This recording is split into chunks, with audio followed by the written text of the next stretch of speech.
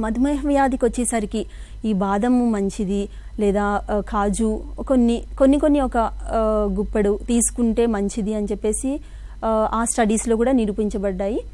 కొన్ని స్టడీస్లో మాత్రం ఏంటంటే ఎక్కువ క్వాంటిటీ తీసుకోవడం వల్ల మళ్ళీ అది ఫ్యాట్ కూడా పెరిగే ఛాన్సెస్ ఉంటాయి. సో మధుమేహ వ్యాధిగ్రస్తులకు కూడా వాల్నట్ అనేది చాలా మంచిది. ఎందుకంటే వాల్నట్లో చాలా అంటే ఈ నట్స్ అన్నిట్లోనూ సెలీనియం అనేది పదార్థం ఉంటుంది. వాటి వల్ల ఏంటంటే వాళ్ళకి మంచి ఆరోగ్యం అందుతుంది. అదేవిధంగా ముఖ్యంగా సూక్ష్మ పోషకాలు ఎక్కువగా ఉంటాయి. అదేవిధంగా ఇంకా స్థూల పోషకాలు అయితే మనం మామూలుగా బయట నుండి వేరే ఫుడ్స్ ద్వారా సంపాదించుకోవచ్చు, కానీ సూక్ష్మ పోషకాలు అనేవి ముఖ్యమైనవి.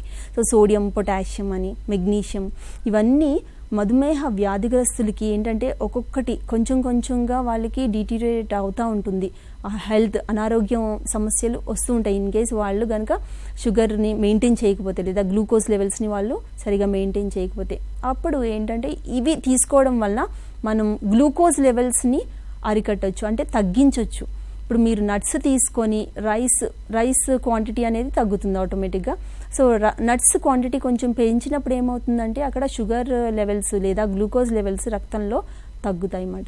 సో దానివల్ల ఆ మధుమేహ వ్యాధిని కూడా అరికట్టిన రీసెర్చ్ స్టడీస్ ఉన్నాయి.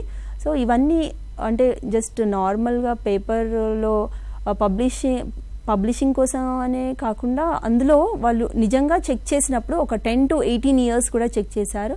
సో వాళ్ళల్లో మంచి ఫలితాలు ఇచ్చాయండి.